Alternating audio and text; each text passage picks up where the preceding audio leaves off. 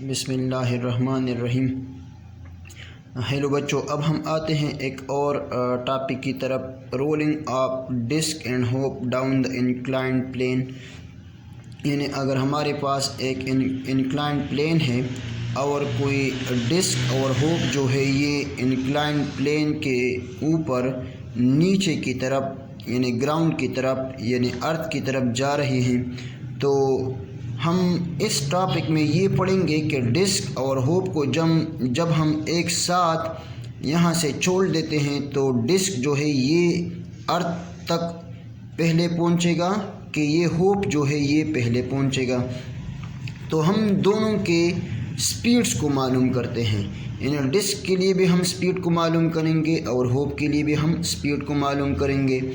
अगर डिस्क का स्पीड ज़्यादा आया होप की स्पीड से तो हम कहेंगे कि disc will reach the ground first, और अगर होप का स्पीड ज़्यादा आया और डिस्क का स्पीड कम आया तो हम कहेंगे कि hope will reach the ground first. तो हम डिस्क और होप को लेते हैं और दोनों को एक साथ छोड़ते हैं इस इंक्लाइंड प्लेन के ऊपर और देखते हैं कि डिस्क और होप में कौन सी ऑब्जेक्ट जो है ये पहले पहुंचता है अर्थ पे। बच्चों, डिस्क जो है ये हम कहते हैं सॉलिड सिलेंडर को, means a piece of solid cylinder is called disc. एक सॉलिड सिलेंडर के पीस को हम कहते हैं डिस्क। यहाँ पे मैंने ये ड्रा किया हुआ है कि ये डिस्क को रिप्रेजेंट करता है, यानी ये जो है ये डिस्क है। Hoop a piece of thin walled cylinder और hollow cylinder is called hoop. Hollow cylinder या थिन वॉल्ड सिलेंडर को हम कहते हैं होप।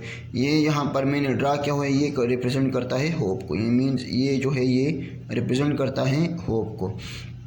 सॉलिड सिलेंडर यानी वो सिलेंडर जो दरमियान से भरा हुआ हो तो इसको हम सॉलिड सिलेंडर कहते हैं। सॉलिड सिलेंडर को डिस्क कहते हैं।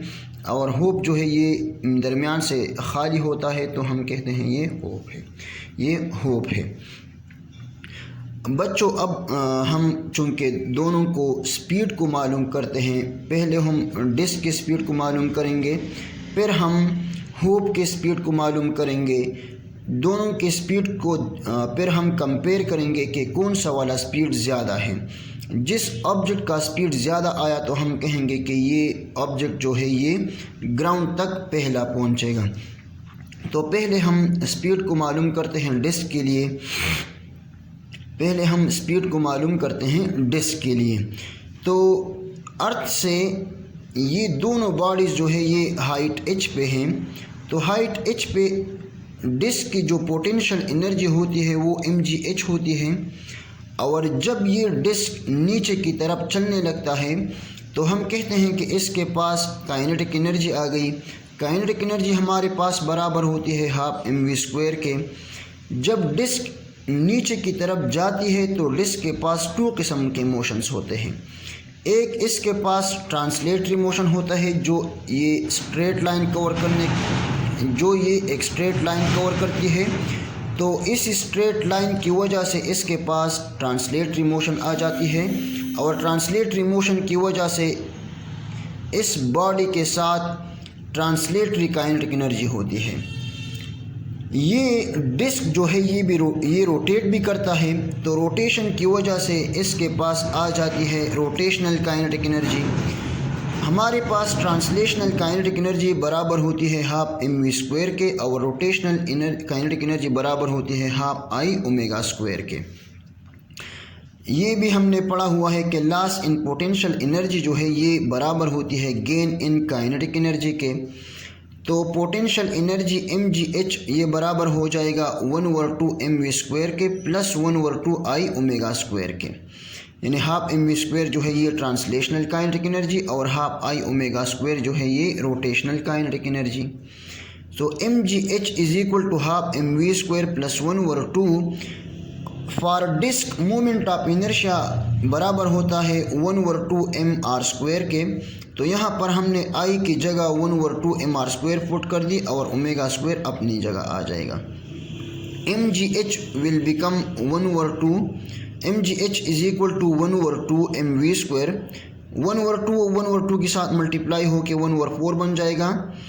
mr² जो है ये बराबर होता है I के, और v जो है ये बराबर होता है r ओमेगा के। ये हमने पढ़ा हुआ है एंगुलर और लीनियर क्वांटिटीज़ के रिलेशन में कि v जो है ये बराबर होता है r ओमेगा के। तो जैसा यहाँ पर r और ओमेगा दोनों के ऊपर स्क्वायर है तो v के ऊपर b स्क्वायर आ जाएगा। तो ये हमने यहाँ लिखा हुआ है कि 1/2 के साथ मल्टीप्लाई होके 1/4 आ जाएगा। m अपनी जगह और r ओमेगा जो है ये v के बराबर होता है, दोनों के ऊपर स्क्वायर है तो ये v के पास भी v के ऊपर भी स्क्वायर आ जाएगा। तो ये बन जाएगा total mgh is equal to 1/2 mv² plus 1/4 mv²। अब यहाँ पे mv² जो है ये हमने कामन लिया, mv² जो है ये हमने कामन लिया। तो mgh is equal to mv² और 1/2 एंड 1/4 जो है ये अपने ये दोनों एक दोनों के साथ ऐड हो जाएंगे। तो gh ये m जो है ये यहाँ m के साथ कैंसिल हो जाएगा। तो gh बराबर हो जाएगा v² इंटू 1/2 प्लस 1/4। इन दोनों का जब हम एलसीएम लेते हैं तो उनके एलसीएम से आ जाता है 3/4। 4 को यहाँ gh के साथ मल्टीप्लाई होके हमारे पास आ जाएगा 4gh is equal to v² multiplied by 3। Both side को हम 3 से डिवाइड करते हैं तो v आ जाएगा 4 divided by 3 into gh whole under root. यहाँ पर v के पास स्क्वायर है तो स्क्वायर को हम कैंसिल करने के लिए बोथ साइड का अंडर रूट लेते हैं। तो स्क्वायर अंडर रूट के साथ कैंसिल हो जाएगा और v आ जाएगा 4/3 gh अंडर रूट। तो ये बच्चों स्पीड आ गया डिस्क के लिए। स्पीड ऑफ डिस्क हमारे पास आता है 4/3 gh under root. Now speed मालूम करते हैं होप के लिए। तो होप के लिए भी हम लिखते हैं कि loss in potential energy is equal to gain in kinetic energy. Potential energy बराबर होता है mgh के, काइनेटिक एनर्जी बराबर होती है हाफ mv² के, और रोटेशनल काइनेटिक एनर्जी बराबर होती है हाफ I ओमेगा² के। तो mgh is equal to 1/2 mv² plus 1/2 moment of inertia for hoop जो है ये बराबर होता है mr² के। हमने यहाँ पर I की जगह mr² पुट कर दी और ओमेगा² अपनी जगह आ जाएगा। mgh जो है ये बराबर हो जाएगा 1/2 mv² plus 1/2 m r omega जो है ये v के बराबर होता है तो दोनों के पास स्क्वायर है तो v के पास ऊपर b स्क्वायर आ जाएगा। तो हाफ mv² ये भी हो जाएगा। हाफ mv² को ऐड करने से हमारे पास आ जाएगा mv²। सो mgh बराबर हो जाएगा mv² के। ये m जो है ये m के साथ कैंसिल हो जाएगा और v² आ जाएगा gh। नाउ स्क्वायर को ख़त्म करने के लिए हम बोथ साइड का स्क्वायर रूट लेते हैं तो स्क्वायर रूट के साथ कैंसिल होके स्पीड ऑफ होप आ जाएगा gh अंडर रूट। अब अगर हम डिस्क की स्पीड को देखें इक्वेशन नंबर 1 में और इक्वेशन नंबर 2 में अगर हम होप की स्पीड को देखें तो होप की स्पीड और डिस्क की स्पीड में gh टर्म जो है ये कॉमन है, लेकिन डिस्क की स्पीड में 4/3 फैक्टर जो है ये ज़्यादा आता है। तो हम कहते हैं कि डिस्क का स्पीड जो है 4/3 फैक्टर से अंडर रूट 4/3 फैक्टर से स्पीड ऑफ डिस्क जो है ये ज़्यादा है। तो हम कहते हैं कि speed of disc is greater than speed of hope. तो इस टॉपिक का जो रिज़ल्ट है, इसका जो कंक्लूजन है वो ये आ जाएगा कि disc will reach the ground first, जो कि हमारा एम था कि कौन सा ऑब्जेक्ट जो है ये ग्राउंड तक पहले पहुंचेगा। तो हमने कहा था कि हम दोनों के स्पीड को मालूम कर लेंगे। दोनों की स्पीड को मालूम करने के बाद हम दोनों की स्पीड को कंपेयर कर लेंगे। दोनों की स्पीड को कंपेयर करने के बाद हम देखेंगे कि कौन सा वाला स्पीड ज़्यादा है। जिस ऑब्जेक्ट का स्पीड ज़्यादा था वो ग्राउंड तक पहले पहुंचेगा। तो यहाँ पर हमने देखा कि डिस्क का स्पीड जो है ये ज़्यादा है होप की स्पीड से। तो हम कहते हैं कि disc will reach the ground first. Thank you very much and all the very best of luck.